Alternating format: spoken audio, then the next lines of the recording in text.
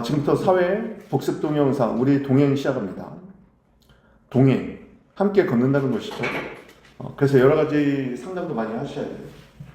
먼저 성경 문제는 뒤에서 배울 내용인데 워낙 어려워서 제가 어제 맛보기만 보여드리는 거예요. 그런데 질문이 나왔단 말이지. 그래서 불용 해버리려다가 이거는 뒤에서 배워도 너무 힘드니까 좀 설명을 한번 해줘보자. 첫 번째, 성경 문제는요. 자, 성경은 뭐예요? 먼저 해결해. 뭐에 앞서서? 어디에서? 본안 판단에서. 중요한 거 뭐냐면 뭐에 앞서서 해결하냐면 본안 판단은 뭘 판단하는 게 본안 판단이에요? 힌트가 나왔잖아. 설마 얘가 소몰이겠어? 소소몰이겠죠. 소소몰 판단에, 왜냐면 소소몰 판단하는 게 본안 판단이니까 소소몰 판단에 앞서 결은 미리 해결해야 돼. 미리 선자 써서 선결. 문제는 뭐예요? 법률적 문제예요. 그래서 성경 문제를 보면은 결국 성경 문제가 되는 애들은 소소물이 만약에 권리라면 권리의 성립 요건 중 하나가 돼요. 법률의 성결 문제 중 하나가 된다고. 그러면 민사소송에서 성결 문제가 되는 것은 부당이득 반환 청구 소송, 국가배상 청구 소송이 있어요. 나중에 뒤에서 한번 다시 하게 될 거야. 부당이득은 어제 배웠는데 기억납니까? 근거는 몇 조예요? 민법 741조. 요건 네 가지인데 네 가지를 암기할 필요 없어. 첫 번째 요건만 이해하면 돼요. 첫 번째 요건이 뭐였어요? 법률상 원인 없이. 법률상 원인이 처분이라면 얘는 성결 문제가 뭐가 된다? 성결 문제는 그 다음에 처분이 무효사유일 때 또는 처분이 취소사유일 때 부당이득 반환 청구권의 성립 요건 중 하나인 법률상 원인 없음과 관련해서 법률상 원인 없음과 관련해서 처분의 무효 여부가 성결 문제가 되는 거예요. 그러면 국가배상 청구 소송은 얘는 민법 741조에 있지만 얘는 국가배상법 2조에 있단 말이에요. 국가배상법 2조에 국가배상 청구권의 승인 요건 나중에 배웁니다. 국가배상 청구권의 승인 요건은 막 되게 많아. 공무원이 직무집행함에 있어서 고의과실로 법령으로 관해서 손해가 발생하고 이것이 인과관계에 인정되고 이런 요건이 있어. 근데 그 중에서 공무원의 직무집행의 법령 위반과 관련하여 공무원의 이거 미리 암기해놓으면 좋아. 어렵기도 하지만 올해 변호사 시험에서 얘가 나왔어요. 직무집행의 법령 위반과 관련하여 공무원의 법령 직무집행이 보니까 여러 가지가 있겠지만 처분이요. 법령 위반을 두 단을 줄이면 위법이겠죠. 처분의 위법 여부가 성결 문제가 되는 거야. 처음에 암기하면 일단 처음에 이해 안 되면 암기해놓고 이해하는 게 좋아.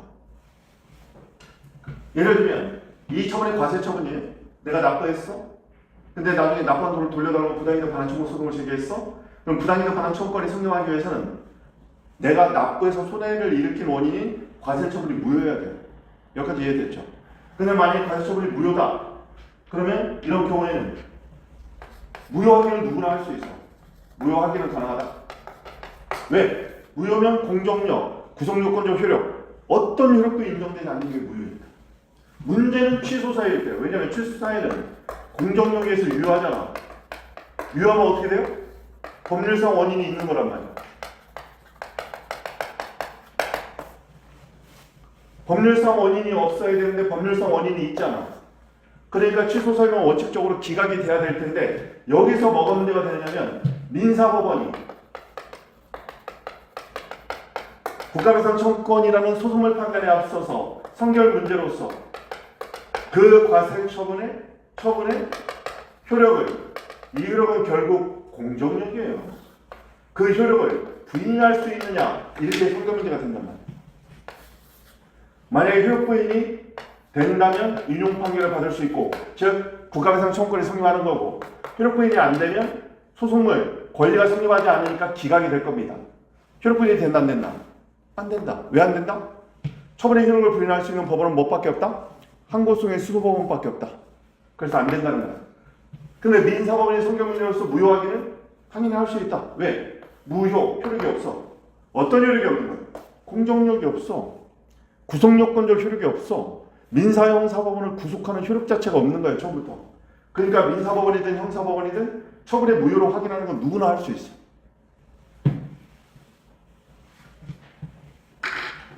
그런데 처분의 위법 여부가 성결문제가 되는데 무효사이든 취소사이든 공통 부문은 뭐예요? 앞에 카테고리는 위법이에요, 위법. 위법성 정도가 얘는 취소사에 얘는 무효사이잖아. 둘의 공통 부문은 둘 다 위법한 거예요. 그러니까 국가배상에서는 처분이 직무집행이 처분이 무효이든 취소사이든 뭐만 하면 돼? 위법성 확인이 성결문제가 되는데 이건 얼마든지 할 수 있다. 왜냐? 공정력, 구속요건적 효력은 무슨 통용력이라고 했어요? 유효성 통용력이야. 그럼 민사법원이 처분의 위법성을 확인하면 효력이 소멸해요? 아니에요. 취소 사유야. 위법하지만 아직은 유효야. 권한 있는 기간에 취소하기 전까지. 공정력은 어디에 미친다는 거야? 얘에 미친다는 거야. 얘 공정력에 미쳐요, 안 미쳐요? 적법하게 추정하는 효력 이런 건 없다고. 그러니까 만약에요, 민사법원의 위법성을 확인해서 그럼 그냥 계속 유효한 거야. 유효하지만 위법하게 이렇게 확인해 주는 거란 말이야. 그러니까 위법성 확인은 누구나 할 수 있어. 왜? 공정력은 유효한 거에만 구속력을 미치지 위법한 애를 적법하게 구속하는 효력은 없단 말이야. 그건 법칙적 원칙 근간을 흔들어 버리잖아. 따라서 위법성 확인은 얼마든지 할 수 있어. 그리고 민사법원이 위법성을 확인해도 효력이 부인되는 게 아니거든. 이게 성결 문제야.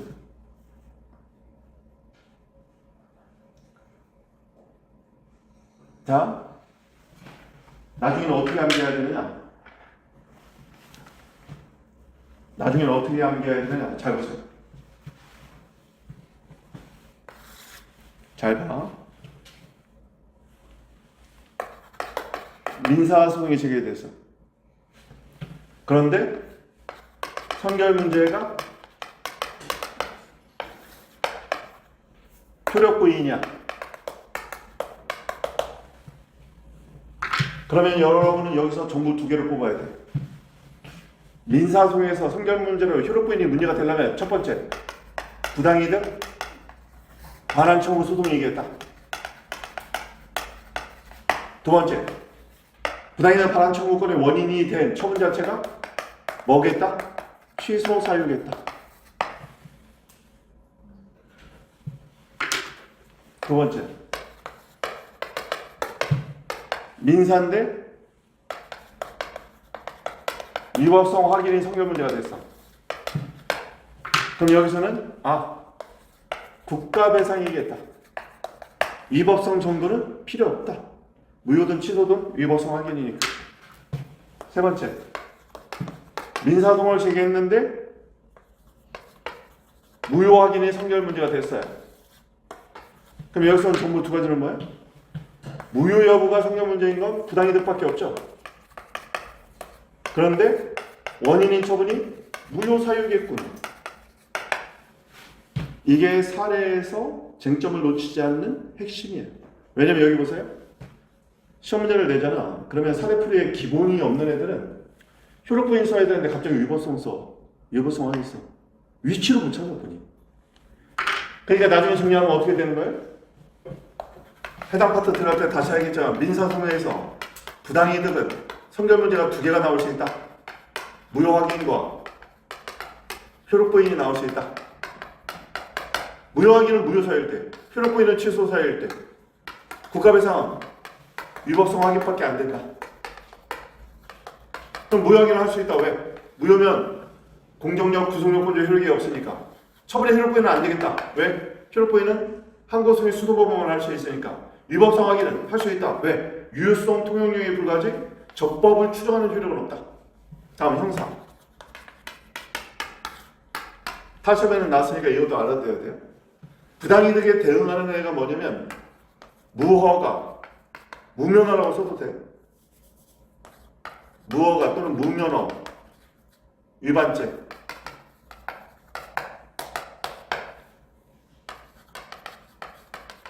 명령 위반죄. 뭐 조치 위반죄 이렇게 쓰기도 해요.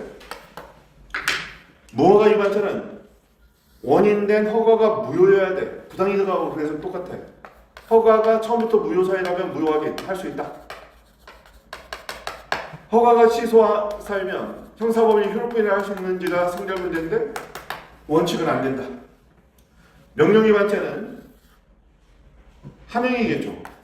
명령을 위반해서 기소가 된 사안인데 이런 하명을 위반했을 때 형사처벌을 한다는 별도 규정이 있을 때만 이게 가능하단 말이야. 형법이라고 부르는데 명령을 위반했을 때 기소할 수 있는 사안들이 몇 개가 있어. 법에 보면. 이때는 명령 위반죄가 성립하기 위해서는 명령이 적법해야 돼요. 그렇기 때문에 이런 경우에는 명령이 적법한지 반대로 적법의 반대로 위법이죠. 위법성 확인할 수 있느냐? 이건 마치 국가배상하고 똑같이 할 수 있다. 이걸 머릿속에 짜놓고 있어야 돼. 이게 기본. 그럼 얘는 뭐야? 추론. 추론을 잘해야 뭘 할 수 있다? 쟁점 추론을 할 수 있어요. 쟁점 추출을 잘하기 위해서 민사, 효력부인 그러면 두 가지의 정보를 끄집어내서 추론해 낼 수 있어야 돼. 이거 사진 찍어놓고 완전히 암기하세요. 이거는요. 지금 이거 적어놓은 거 있잖아. 삼순환자들에게 가르쳐줘야 돼. 삼순환. 근데 여러분이 예비순환 때부터 이런 거 딱 익혀놓으면 이런 것 때문에 엄청나게 헷갈려 한단 말이야. 애들이 나중에 보면. 여기다 효력부인을 써야 되는지 무효확인을 써야 되는지 위법성 확인을 써야 되는지 막 헷갈려 해. 그래서 엉뚱한 거 써서 그럼 빵점. 까지는 안 줘도 과라. 아니 효력부인 써는데 위법성 확인 있으면 점수 주고 싶겠어? 엉뚱한 거 써놨는데. 이런 걸 익혀야 된다. 이게 사립부의 핵심이야. 그런데 여기 보세요. 이런 걸 알기 이전에 뭘부터 알아야 돼? 성별 문제가 뭔지 개념을 알아야 될 거 아니야. 그러니까 선생님이 얘기했잖아요. 막 학설, 막 지저분한 거 다 암기하지 말고 개념, 맥락. 성별 문제는 소송유고 본안 판단 어디서 문제되는 거야? 본안 판단. 왜? 본안 판단에서 소송물 판단에 앞서 해결해야 될 법률적 문제인데 알고 보면 뭐다? 소송물인 권리의 성립 요건 하나가 처분하고 연관돼 버리는 거야. 그래서 그 처분과 관련된 뭐 위법성 확인, 효력부인, 무효 확인 이것들이 성별 문제가 되는 거지. 됐어요? 여러분 지금 굉장히 어려운 내용을 굉장히 심플하게 지금 배워버렸어. 왜냐면 이 성별 문제가 제일 이해 못하는 내용 중에 하나야. 왜냐면 성별 문제라는 단어 자체가 원래 민사소송법에 나오는 개념이에요. 그러니까 변호사 시험 하는 애들은 많이 들어봐가지고 성별 문제? 직관적으로 좀 와닿기는 해. 근데 우리는 지금 소송법을 안 배웠잖아. 그러니까 이 용어 자체가 났으니까 빨리 이런 개념을 빨리 받아들여서 구구단처럼 만들어버려야 돼. 성별 문제. 뭐에 앞서서 해결한다? 소송물 판단에 앞서 미리 해결하는 문제다. 소송물 판단에 앞서 해결하니까 소송 요건이 아니라 본안 판단에서 하는 거예요. 본안 판단. 다음. 공법상 계약 법률 요구는 큰 거죠. 공법상 계약은 과거에 논란이 있었어. 어떤 논란이 있었냐면 공법상 계약에 법적 근거가 필요하냐? 다른 말로 법률 원칙이 적용되냐? 이게 똑같은 말이라는 걸 이해해야 돼. 공법상 계약에 법률 원칙이 적용되냐? 법률 요구는 법적 근거잖아. 따라서 이 말을 치환하면 공법상 계약에 법적 근거가 필요하냐? 견해 같은 게 있었다고. 다수월 통수할. 다수월은 보통은 필요 없다. 뭐 대등하게 서로 합의하는 거니까. 지금 마음에 안 들면 안 하면 되는 거잖아. 그러니까 필요 없다. 부정선. 이게 다수월이었어요. 근데 제한적 긍정설이 있었어. 제한적 긍정설은 뭐냐면 대등한 지에서 합의를 형성하는데 가끔 보면은 공법상 계약 체결이 사실상 강제될 때가 있더라. 네 마음대로 해. 근데 두고 보자니? 이런 거 있잖아요. 무슨 뭐 내가 지금 사업하고 있단 말이야. 근데 우리 공법상 계약 좀 체결합시다. 이런 조건으로 합시다. 그거 저희 기업에 너무 부담되는데? 그래요? 앞으로 사업 안 할 거야? 아니 갑자기 거기 왜 사업 얘기야? 아니 잘 생각해 보라고요. 그러고 보니까 우리 감사 나올 때가 좀 얼마 안 남았나? 그럼 기업에서 발발발 떨 거 아니야. 안 떨겠어? 감독기관이 지금 그렇게 얘기하는데 니네 두고 봐. 두고 보자는 사람 하나도 안 무서워요. 근데 보면은요 꼬투리 잡아가지고 나중에 계약 허가 연장 안 해줘 버리면 못해요. 사람 망하는 거야. 그러니까 그런 현실적 실무에서 그런 일들이 너무 좀 있다 보니까 야 공법상 계약도 말이 대등하고 말이 합의지 가끔은 사실상 강제력이 수반될 때가 있더라 보니까 왜냐면 공무원이 막강한 권한을 갖고 있으니까 규제권 그러니까 그럴 때는 법적 근거를 요구하죠. 이게 대립하고 있었어. 그래서 시험에 나왔어. 그런데 그 당시에 뭐라고 했냐면 대부분은 야 공법상 계약이라는 게 민간 자원을 활용하기 위해서 우리 민경채처럼 민간 자원을 활용하기 위해서 좀 더 유연한 그런 행정작용인데 유연한 방식인데 거기다가 법적 근거를 요구하면 공법상 계약을 하는 이유가 없어지잖아. 그래서 필요 없다는 게 다소리였어. 다만 개별법의 법적 근거는 필요 없지만 그래도 좀 일반적인 어떤 원칙을 좀 만들어 놓는 게 좋지 않을까 해서 행정기본법 27조에 들어왔다. 그래서 공법상 계약 파트가 나름이 뒤에 나와. 그럼 거기 행정기본법 27조 뭐 문서로 해라 뭐 이런 게 써 있어. 근데 행정기본법은 뭐냐면 모든 공법상 계약은 그 원칙을 준수만 하면 되지. 예를 들면 내가 도로법상 공법상 계약을 체결할 때 도로법에 근거가 있느냐 이런 거 묻지 않는다. 개별법의 근거는 필요 없어졌어. 따라서 공법상 계약은 법률 원칙이 적용되지 않아요. 원칙적으로. 이게 나중에 뭐하고 연결되냐면 공법상 계약은 처분이 아니잖아. 그래서 행정행위도 아니고 처분도 아니잖아. 그러니까 행정절차법을 적용하고 나중에. 행정개입 청구권이 대상적 격과 어떻게 연결되냐는데 행정개입을 요구했어? 안 해주니까 문제가 되잖아요. 행정개입을 요구했는데 거부해버린단 말이야. 공권력좀 발동해주세요. 여기 분란이 생겼어요. 그건 당신들끼리 해결하세요. 우리가 끼어들 문제 아니에요. 거부했단 말이야. 그러면 나중에 소송을 제기할 거 아니에요. 소송의 대상은 뭐예요? 행정개입 청구권이? 소송의 대상은 거부처분일 거란 말이에요. 근데 거부처분의 성립 요건으로서 판례는 신청으로 요구하는 거예요. 따라서 행정개입 청구권이 있어야 행정청의 거부가 처분이 돼서 대상적격을 만족시켜주는 거예요. 재판 실무에 따르면. 그런데 학자들은 행정개입 청구권, 권리, 법률상 이익이니까 원구적 교에서 논의하자 이런 결례가 있는데 남이 대해서 배우고 지금 판례만 일단 머릿속에 집어넣어봐. 논리는 어떻게? 행정개입을 청구했어. 요구를 했어. 거부가 나왔어. 거부에 대해서 취소를 제기하면 취소의 대상적격에서 거부가 처분해야 돼. 근데 거부처분 성립 요건에는 신청권이 필요해. 그 신청권으로서 행정개입 청구를 논의한다고. 그래서 학자들은 그거를 권리니까 법률상 이익이니까 원구적 교에서 논의하자고 얘기하는 거고.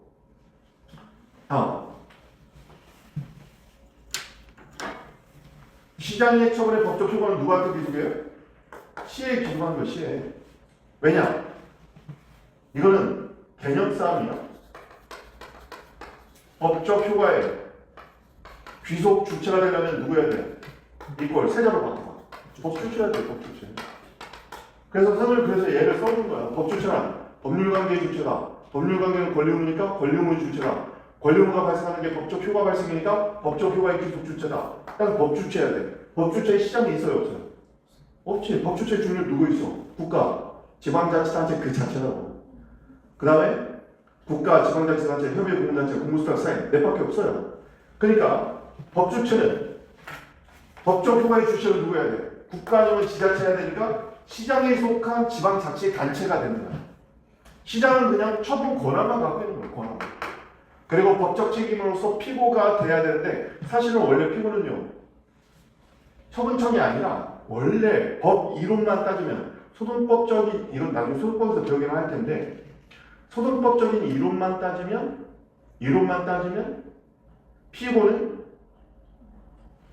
피고는 권리 주체인 행정 주체예요. 다만 피고 선택의 편의 때문에 13조의 특별 규정으로서 처분 행위를 행한 행정청이 피고다 이렇게 규정했지만 소송법적 이론으로 따지면 사실은 권리 주체가 피고가 돼야 돼. 그러니까 나중에 보세요. 서울시가 있어. 서울시장이 있어. 서울시장이 무슨 처분하면 법적 효과의 기속 주체는 얘야. 근데 만약에 항고소송을 제기하면 피고가 얘가 되죠. 근데 항고소송 외에 나중에 보면 당사자소송, 민사소송, 국가배상청구소 그때 피고가 다 얘야. 나중에는 이거 적어줬잖아. 항고소송의 대상, 처분. 피고는 처분에 관한 행정처. 당사자소송의 대상, 공법상 법률관계. 피고는 공법상 법률관계 주체인 행정주체. 행정주체는 얘잖아 지금. 행정주체의 종류는 암기해야 된다고 그래서. 국가, 지자체, 협의공단체 이렇게. 그러니까 얘는요. 시장은 행정주체가 아니야. 법주체가 아니야. 그러니까 법적 효과의 귀속주체가 될 수 없는 거야. 그런데 왜 피고냐? 서울시장 직인이 찍혀 있다 보니까 피고로 특별히 규정해 준 거예요. 그래서 행정소법 13조 피고적격 처분에 관한 행정처리 피고다. 이건 특별 규정이야. 그래서 원래는 행정 주체 자체가 되는 게 원칙이야. 민사소송 이런 데서. 다음. 내부인 자기 명의로 하면 소송 요구를 해서 피고는 소급명이다. 본안 판단에서 위법성 정도로 무효사유. 무효인지 아닌지는 본안 판단을 해봐야 아는데 법원에서 확립된 게 몇 가지 있다고. 우리가 그걸 배우는 거예요. 취소 사유인 거는 뭐 예를 들면 절차하자. 또는 위헌법률의 근간 처분. 무효 사유는 무관한자의 처분. 그 중에 대표적인 게 내부인 받은 자가 자기 명의로 처분하는 경우. 지금은 어떻게 보면 판례에서 확립됐지만 처음에 확립되기 전에는 법원이 판단 내릴 때까지 몰랐던 거예요, 사람들이. 그리고 지금 실무에서 여러 가지 소송이 걸릴 때 무효 사유인지 취소 사유인지는 분할 판단을 해봐야 알아요. 근데 만약에 무효하게 소송을 제기했는데 무효 아니면 안 되잖아. 그러니까 취소 소송을 주로 활용하는 거야. 그래서 실무는 취소 소송 중심주의를 취한다. 이 말이 그런 의미예요. 여러분은 그 이상 알 필요는 없어요. 자, 그리고 자기완결적 신고. 신고로 사인이 하는 거고, 행정청이 하는 건 신고의 수리 여부죠. 신고에서 수리 또는 수리 거부의 처분성 딱 여기까지만 기억하세요. 본안 판단 이런 거 알 필요 없어. 묻지도 않고. 본안 판단 들어가면 얘가 처분이면 처분의 적법 요건 똑같아요. 주형 결례, 주체, 권한이 있냐 있다. 형식 문서했냐 했다. 절차 준수했는지, 내용, 법적 근거가 있는지, 법률 우위, 성문법 위반이 있는지, 일반 원칙 위반이 있는지. 근데 별 묻지 않아. 다음. 이건 마지막 질문은 좀 의미가 있네요. 자, 여기 보세요. 공권은 공법이 인정한 권리인데 얘를 법률상 이익이라고 얘는 행정소법 12조 전문에 써있단 말이에요. 소송법 12조. 근데 공권 대신 유사하게 쓰는 용어가 뭐였어요? 공법이 인정한 권리. 그냥 권리라고 써도 법률상 이익까지 포함하는 걸로 보통 봐버려. 그리고 권리와 법률상 이익을 합해서 그냥 권익이라고 쓰기도 해. 그리고 그렇다면 이 권리 공법이 인정한 권리잖아요. 권자로 끝난단 말이에요. 그러면 이 권리는 소극적 공권도 있었고 적극적 공권도 있어요. 소극적 공권을 방어적 공권이라고 부르는데 이거는 2차 대전 이전의 형식적 법치국가에서는 국민이 국가로부터 인정할 수 있는 권리는 방어적 공권, 즉 나의 기본권인 생명, 신체, 재산을 침해하지 말아주세요. 공권력 발동을 하지 말아주세요. 이 권리밖에 없다고 봤어요. 왜냐면 사회적 국가에게 이래라 저래라 할 권리는 없다고 본 거지. 과거에는 권위주의 시대에. 근데 2차 대전 이후에 기본권 상이 발달하면서 적극적 공권이 출현했으니 이 적극적 공권은 이제 나의 이익을 위해서 공권력을 발동해 주세요. 공권력 발동을 적극적으로 요구할 수 있는 권리. 우리가 배운 행계청이 여기 들어가 있는 거야. 행정개입 청구권이. 행정개입을 요구한다는 게 행정개입을 위한 공권력 발동을 요구하는 거거든. 그러니까 적극적 공권이에요. 무하자체의 행사도 사실은 마찬가지야. 다음. 신청권과 청구권은요. 사실 학문적으로 어떻게 구분되는지를 설명을 드리는데 막 혼용해서 막 써버려요. 그러니까 너무 막 깊게 생각할 필요는 없어.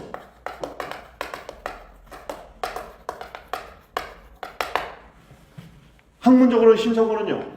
뭔가를 신청하면 행정처에게 어떤 의무가 발생하냐면 절차, 개시 의무만 발생해요. 그게 신청권이에요. 그런데 청구권은요. 청구권이 성립한 게 맞다면 특정한 내용의 특정 처분 의무가 발생해요. 그런데 특정 처분을 하려면 얘는 절차 개시가 당연히 포함되어 있겠지. 절차를 개시해야 처분하지 말지 결정할 거 아니야. 그러니까 어떻게 보면 우리가 나중에 보면 행정개입 청구권이라고 쓰는데 어디 보면 그냥 행정개입 신청권 이렇게 써도 틀린 건 아니라고. 절차 개시에 포커스를 맞춘 거지. 나중에 보면 계획변경 청구권이라고 학자들은 쓰는데 판례는 나중에 보면 계획변경을 요구할 신청권이 있다 이렇게 써버려요. 그러니까 혼용해서 쓰니까 우리가 너무 개념적인 학문적 개념과 실무에서의 그 활용되는 용어 자체를 너무 막 구분할 필요는 없어요. 다만 신청권, 청구권, 권리잖아. 근데 이 권리가 공법에서 인정됐다면 얘는 공권이고 그럼 결국 뭐예요? 법률상 이익이지.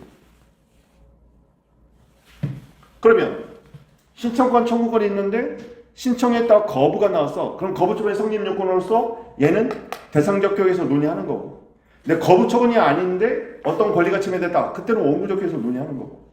따라서 원칙적으로는 이런 권리 법률상 이익은 12조 자체가 원구적격으로 되어 있어요, 사실. 그러니까 법률상 이익은 원구적격에서 논의하는 게 원칙인데 거부 처분일 때만 예외가 있다 이렇게 얘기해요. 뭐 엄청 많이 하는 것 같은데? 거의 강의 시간 같아. 근데 강의 때보다 더 자세히 하죠. 그래서 좋은 것 같아. 강의는 진도가 나가야 되기 때문에 사실 더 자세히 해주고 싶어도 자세히 하려면 제가 볼 때는 한 40회 강의해야 되는데 그럴 수가 없잖아. 이제 행정법만 할 수 있는 게 아니니까. 그러니까 여러분이 질문을 잘해야 돼. 그래서 선생님이 강의 시간에는 강의 회차에 맞게 나가다가 이런 질문이 나오면 방금 이렇게 신청과 청구가 이런 거는 제가 왜 안 하냐면 뭐 몰라도 그냥 혼용해서 써버리면 되니까 이거 뭐 굳이 뭐 알 필요가 있을까? 근데 질문이 나오니까 한번 들으니까 내가 저러니까 쓸데없구나 이렇게라도 알면 다음부터 고민이 안 생길 거 아니야. 근데 그냥 필요 없어요. 그러면 필요는 없는데 계속 찜찜한 거지. 왜 그런지. 그래서 한번 알아둘 필요가 있다는 거야. 그럼에도 불구하고 선생님이 여기서 멈추세요. 불효, 불가. 그러면은 그렇게 사고가 진행하는 게 지금 수험생 입장에서 별로 좋은 게 아니야. 그럴 때는 빨리 끊어주거든. 그래서 빨리 끊어버려야 돼. 그럴 때는. 거기서 막 집착하고 이러면 이런 사람들은 학문하는 사람이 돼야 돼. 행정가로 가면 안 돼. 그러면 막 끝까지 물고 늘어져가지고 막 고민하고 이런 것들은 학자적 소양이야. 수험생의 소양은 그게 아니에요. 학자를 뽑는 시험이 아니기 때문에 여러분이 막 논문에 나오는 어려운 내용을 쓰기를 바라지 않아. 실제로 막 논문에 있는 내용 쓰면 그냥 확 그어버리는 교수도 있어. 니네 뭘 한다고 이걸 써? 묻는 거라도 제대로 써. 그래서 건너는다고 그냥 확 선생님이 실제로 킥으로 보내가지고 한번 예전에 박형수 교수님한테 채점을 받은 적이 있었는데 웃겼단 말이야. 뭐냐면은 합격생들 모아가지고 선생님이 6명하고 개별 스타디를 하면서 답안지를 선생님이 60점대라고 생각하는 답안지, 50점대라고 생각하는 답안지, 40점대라고 생각하는 답안지를 딱 해서 교수님 안식년에 이걸 킥으로 보내고 이제 킥으로 받고 했어요. 딱 한 번 얘가 뒤집어서 온 적이 있었어. 이제 교수님도 대충 눈치채고 40점, 50점대, 60점대 이렇게 주는데 한 번 이게 뒤집어졌거든? 우리가 생각하는 60점대가 50점대로 내려가고 50점대가 60점대로 갔어. 일반화 시기는 조금 곤란하긴 한데 특징은 뭐였냐면 우리가 60점대라고 생각했던 애가 서울대 박종원 교수님의 행정소송에 관련된 책에 나와 있는 내용을 한 5줄을 썼는데 정말 교수님이 이런 방법도 없이 빨간색으로 딱 이렇게 그어버렸어. 쓴 것을 이렇게. 실제 현실에서 답안지 같았으면 가슴이 찢어졌을 거야 이렇게. 정의를 열심히 써놨는데 그냥 빨간색으로 확 그어버렸으니까. 근데 멘트가 없어. 왜 그어놨는지. 우리가 추론하는 거야. 물론 선생님이 전화해서 물어볼 수는 있지만 심기를 상하게 할까봐 답안지 보내고 받는 것도 죄송한데 우리가 어떻게 생각하냐면 이게 논문 내용이었고요. 우리는 논문 과목이 아니잖아요. 논문 과목이 행정학이나 뭐 정치학 이런 논문 과목이 아닌데 논문 내용을 쓰니까 쓸데없는 거 학자도 아니면서 쓸데없는 거 옮겨놨다고 앵무새처럼 옮겨놨다는 느낌이 딱 드는 거야. 그러면 우리가 50점대로 생각했는데 얘는 왜 60점대가 나왔을까? 보니까 위에 일반론은 되게 허술한데 포석을 굉장히 자세히 써놨어. 그러니까 우리가 그걸 보면 포석을 자세히 하면은 교수한테 굉장히 어필되는 부분이 좀 있겠구나. 그럼 나중에 보니까 정말 60, 70점대 나온 제자들은 한결같이 포석을 굉장히 정치하게 해. 근데 포석만 한다고 막 위에는 다 그냥 막 늘릴만 보고 막 이것도 안 되는 거고 정확하게 판례 이런 걸 좀 쓰긴 써야겠지. 근데 포석이 중요하다는 걸 좀 아셔야겠고 그리고 이렇게 소화도 안 되는 어떤 논문 내용 가지고 개념과 맥락도 모르는 애가 쓸데없이 막 논문 같은 거 막 어디 교수가 깊게 연구해 놓은 내용 쓰고 이러면은 오히려 초등학생이 수학하는데 갑자기 미적분 막 꺼내고 뭐 물어보는 거하고 똑같은. 어떻게 했어요? 초등학교 그 조카가 와가지고 삼촌 고모 여기 미적분 뭐 이런 문제가 있던데 너 몇 학년인데? 나 5학년인데 지금 뭐 선행학습 야 그냥 그거나 잘해. 그러지 않겠어요? 미적분을 거기서 가르쳐주고 있어? 내가 경제학 보니까 이거 미적분 필요하더라. 너 지금부터 해. 이러겠어? 그러니까 안 맞는 거 옷을 딱 입으면 피식 웃게 되는 것처럼 아마 이 그은 교수님은 딱 입는 순간 이런 느낌이 들었을 거야. 피식 울었을 거야. 네가 아니 지금 전공자도 아닌 애가 뭐 사례풀이도 지금 보면 제대로 하지도 못하는구만. 무슨 어디서 논문을 앵무새처럼 암기해가지고 여기다 써놨어. 마치 초등학생이 미적분 한다고 끄적거리는 것 같은 느낌이 드니까 조카는 기억이라도 하지. 여러분 글씨가 가히 귀엽겠어요? 시간 없어가지고 날아다니는 이 꼬부랑 글씨가 확 그어버리는 거지. 가뜩이나 글씨도 안 읽혀요. 짜증나는데 보니까 어디 뭐 논문 나부랭이를 실어놨어. 그러니까 우리한테 얻는 결론은 뭐냐? 기본기에 충실하라. 기본에 충실하라. 이게 모든 것의 핵심이야. 기본에 충실해야 돼. 항상. 어려운 건 기본기로 풀려요. 기본기로. 뭔가 난해한 게 있는 거 아니야. 성경 문제 저런 거 보세요. 소속물이 뭔지, 본안 판단이 뭔지 이런 개념을 알면 자연스럽게 엮여지잖아. 왜냐면 성경 문제는 보세요. 나중에 성경 문제가 성경 문제가 소속물권에서 문제되나? 이런 애들이 있어. 섬순환인데 성경 문제는 결국 본안 판단에서 이루어진다는 것 자체도 모르는 애들이 있다니까. 자, 이런 맥락을 정확히 틀을 잡고 나중에 거시적인 시각에서 세부적으로 미시적으로 들어가는 게 돼야 돼. 틀도 없는데 세부적으로 들어가면 나중에 보면 자기가 공부한 게 전체 흐름에서 어디에서 얘가 갑자기 나왔는지 갑자기 툭 튀어나온 그런 느낌밖에 안 들어버려. 그러면 그런 지식이 얄팍하니까 금방 무너지는 거야. 자, 맥락이 중요하다. 개념과 맥락이 중요하다. 다시 한번 강조합니다. 오늘 일반인 특강은 여기까지 하겠습니다. 수고하셨습니다. 오늘도 힘내세요.